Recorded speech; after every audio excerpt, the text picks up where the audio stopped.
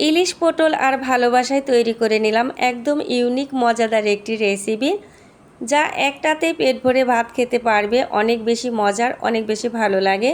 Hello viewers, আসসালামু আলাইকুম। Welcome back to my channel Shabnam daily blog. আশা করছি আমার সকল বন্ধুরা দেশ দেশের বাহিরে যে যেখানে আছো আল্লাহর রহমতে অনেক বেশি ভালো আছো, সুস্থ আছো। আলহামদুলিল্লাহ, তোমাদের দোয়ায় ভালোবাসা আল্লাহর রহমতে আমিও ভালো আছি।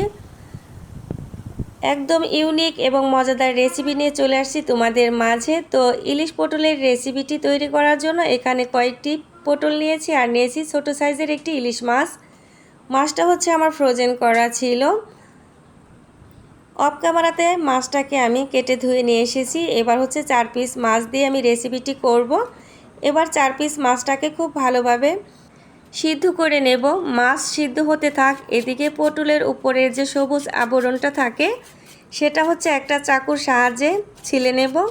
তো পটলের উপরে যে শক্ত অংশটা থাকে সেটাও কিন্তু আমি ফেলে দেব না। ইলিশ পটল এভাবে রান্না করলে এত বেশি মজার হয়, যতক্ষণ না বন্ধুরা তোমরা রেসিপিটি করে খাবে বুঝতেই পারবে না। তবে রেসিপিটি সম্পূর্ণ দেখলে অবশ্যই বুঝতে পারবে কতটুকু লোভনীয় মজাদার হতে পারে। কিভাবে এই মজাদার রেসিপিটি আমি করছি জানতে হলে পুরো ভিডিওটুকু জুড়ে থাকতে হবে বন্ধুরা, কেউ স্কিপ করে যাবে না, নাহলে ভিডিওর কোনো অংশ বাদ পড়ে যেতে পারে। তো এক এক করে সবগুলো পটলের উপরে সবুজ আবরণটাকে ছিলে নিচ্ছি। ইলিশ পটল যেভাবে রান্না করি না কেন আমার কাছে তো অনেক বেশি ভালো লাগে। তো সেই রান্নাটা যদি একটু পার্থক্য করে করা যায় তাহলে কিন্তু টেস্ট কিন্তু অন্যরকমই হয়। তো সবগুলো পটলের আবরণটাকে ফেলে দিয়ে অফ ক্যামেরাতে ধুয়ে পরিষ্কার করে নিয়ে এসেছি। এবার হচ্ছে পটলের দুই সাইড থেকে কেটে নেব। তো একটা পাশ থেকে অল্প করে কেটে নেব, আরেক পাশে একটু বেশি করে কেটে নেব। তো কতটুকু কেটে নিচ্ছি দেখে কিন্তু বুঝতে পারছো বন্ধুরা।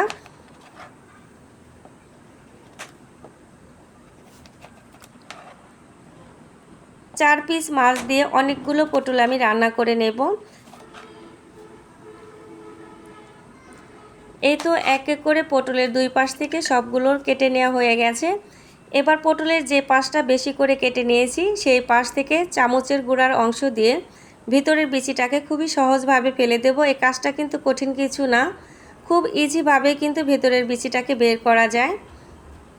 আর বন্ধুরা, এই বিচি এবং পটলের যে মাথা থেকে আমি কেটে রেখেছি এটা কিন্তু ফেলে দেব না, এটাকে হচ্ছে আমি অন্য একটি সময় ভাজি করে নেব। ইউনিক এই রেসিপিটি তৈরি করার জন্য এক্সট্রা কোনো মশলার প্রয়োজন নেই। ঘরে থাকা যে মশলাগুলো প্রত্যেকটা দিন আমরা ব্যবহার করি সেগুলো দিয়েই হচ্ছে রেসিপিটি করব।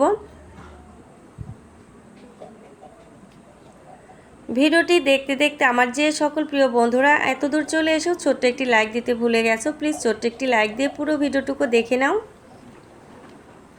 আর যে সকল বন্ধুরা ফার্স্ট টাইম আমার চ্যানেলে ভিজিট করে ভিডিওটি দেখছো, যদি রেসিপির কোনো অংশ ভালো লেগে থাকে তাহলে চ্যানেলটাকে সাবস্ক্রাইব করে পাশে থাকা বেল আইকনটি অন করে নেবে। পরবর্তীতে আমি যখনই তোমাদের মাঝে নতুন ভিডিও আপলোড করব তোমাদের কাছে নোটিফিকেশনটা পৌঁছে যাবে, তোমরা তোমাদের সময় সুযোগ বুঝে ভিডিওগুলো দেখে নিতে পারবে। তো সবগুলো পটলের ভিতরে বিচিটাকে বের করে নেওয়া হয়ে গেছে। আর বিচিটা এবং পটলের মাথার অংশটাকে একটা থালায় তুলে নিচ্ছি, এটাকে রেখে দেব।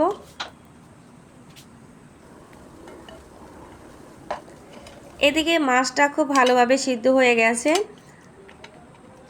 ইলিশ মাছ যত বড়ই হোক না কেন মাছে কিন্তু প্রচুর কাঁটা থাকে, আর এই মাছটা সাইজে একটু ছোট, অনেক কাঁটা আছে। তো যতটুকু সম্ভব একদম ভালোভাবে কাঁটাটাকে বেছে নেব।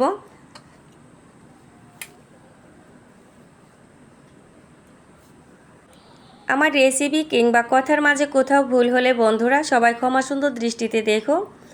আর রেসিপিটি তোমাদের কাছে কেমন লাগলো অবশ্যই কমেন্টের মাধ্যমে জানিয়ে যাবে। তোমাদের এত সুন্দর সুন্দর কমেন্ট পাই যেগুলো পড়ে নতুন ভিডিও বানাতে অনেক বেশি উৎসাহিত হই, অনেক বেশি ভালো লাগে।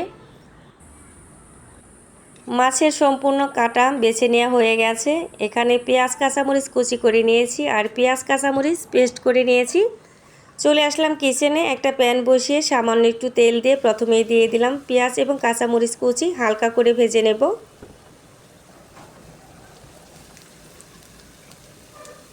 খুব বেশি লাল লাল করে ভেজে নেওয়ার দরকার নেই, পেঁয়াজটা যতক্ষণ না হচ্ছে একটু নরম হচ্ছে ততটুকু পর্যন্ত ভেজে নিলে হবে।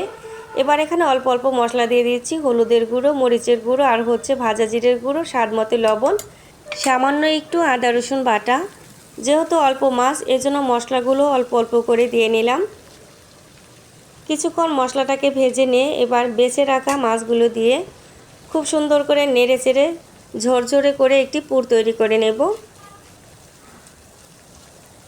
এই পুরটা যখন ভাজবে তখন বন্ধুরা খুব বেশি তেলটা দিতে যাবে না, নাহলে ভালো হবে না, পটল থেকে এই পুরটা বের হয়ে আসবে। এজন্য একটু শুকনো শুকনো ধরনের পুর তৈরি করে নিতে হবে। তো পুরটা আমার একদম রেডি হয়ে গেছে। এবার প্রত্যেকটা পটলের ভিতরে এই পুরটাকে ভরে নেব। তবে সম্পূর্ণ পটলের ভেতরে পুর দিয়ে আটকানো যাবে না, সামান্য একটু খালি রাখতে হবে।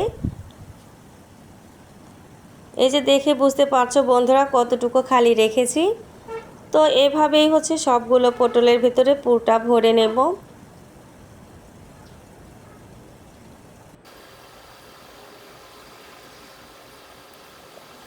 আমি সবসময় চেষ্টা করি আমার বন্ধুদের মাঝে ইউনিক রেসিপি নিয়ে আসার জন্য। আর আমি যতটুকু সম্ভব আমার বন্ধুদেরকে বুঝিয়ে বলার চেষ্টা করি। জানি না আমার কথাগুলো আমার বন্ধুরা বুঝতে পারে কি না।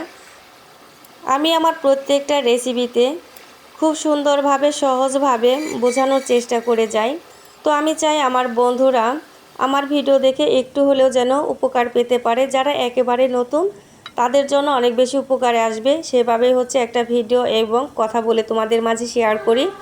তো পটলের মুখটাকে আটকানোর জন্য এখানে আমি বেসন গুলিয়ে নিয়েছি, সেটা দিয়ে এবার পটলের মুখটাকে আটকে নেব। তোমাদের হাতের কাছে যদি বেসন না থাকে তাহলে আটা ময়দা যে কোনো একটা কিছু দিয়ে এভাবে হচ্ছে পানি দিয়ে গুলিয়ে তারপরে মুখটাকে আটকে নিলে হবে। এতে করে হচ্ছে যখন রান্না হবে তখন ভেতর থেকে পুরটা বের হবে না। তো চুলায় একটা প্যান বসিয়ে তেল গরম হতে দিয়েছি, তেলটা হালকা গরম হয়ে গেছে। এবার সম্পূর্ণ পটলটাকে দিয়ে ভেজে নেব ধীরে ধীরে।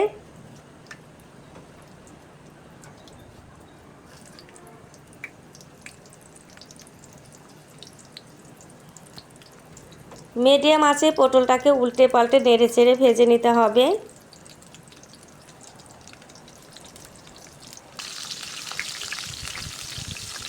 আবারও বলছি, যে সকল বন্ধুরা একটা লাইক দিতে ভুলে গেছো এক্ষুনি একটা লাইক করে দিও।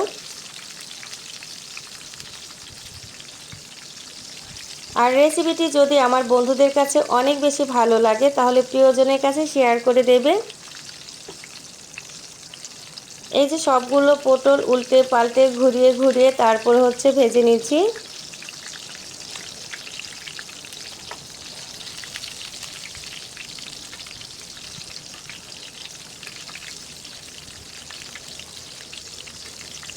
এরকম পটল ইলিশের রেসিপি যাকে তৈরি করে খাওয়াবে অবশ্যই সে প্রশংসা করতে বাধ্য হবে।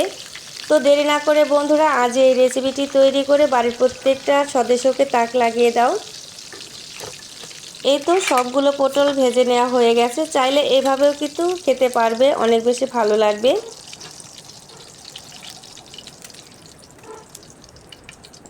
ভাজা পটলগুলো তুলে তেলটা একটু কমিয়ে ওই তেলের ভিতরে পেঁয়াজ কাঁচামরিচ পেস্ট দিয়ে দেব, কিছুক্ষণ ভেজে নেব। অবশ্যই বন্ধুরা এই রেসিপিটি তৈরি করার ক্ষেত্রে পেঁয়াজ পেস্ট করে দিলে ভালো লাগবে বেশি। 2 থেকে 3 মিনিটের মতো এভাবেই হচ্ছে পেঁয়াজ পেস্টটাকে ভেজে নেব, এতে করে কাঁচা গন্ধটা দূর হবে। এবার এখানে শুকনো উপকরণগুলো দিয়ে দেব। দিয়ে দিচ্ছি হলুদের গুঁড়ো, মরিচের গুঁড়ো, আদা রসুন বাটা, স্বাদ মতো লবণ। এবার খুব ভালোভাবে মশলার সঙ্গে পেঁয়াজ পেস্টের সঙ্গে মিশিয়ে নেব। এখানে খুব বেশি মশলা ব্যবহার করছি না। তো মশলাটাকে খুব ভালোভাবে কষিয়ে নেবার জন্য এবার এখানে সামান্য একটু পানি ব্যবহার করছি।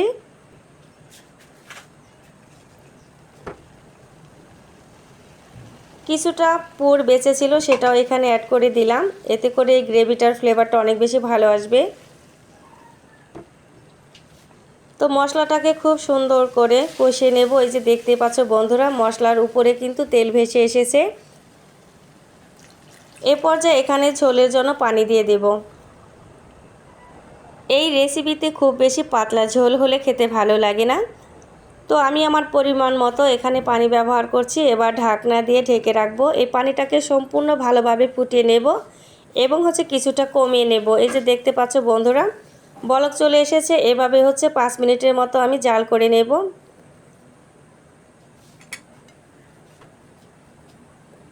তো অনেকটা পানি কমে গেছে। এই পর্যায়ে ভেজে রাখা পটলগুলো দিয়ে দেব। আবারও ঢাকনা দিয়ে ধীরে ধীরে রান্না করে নেব।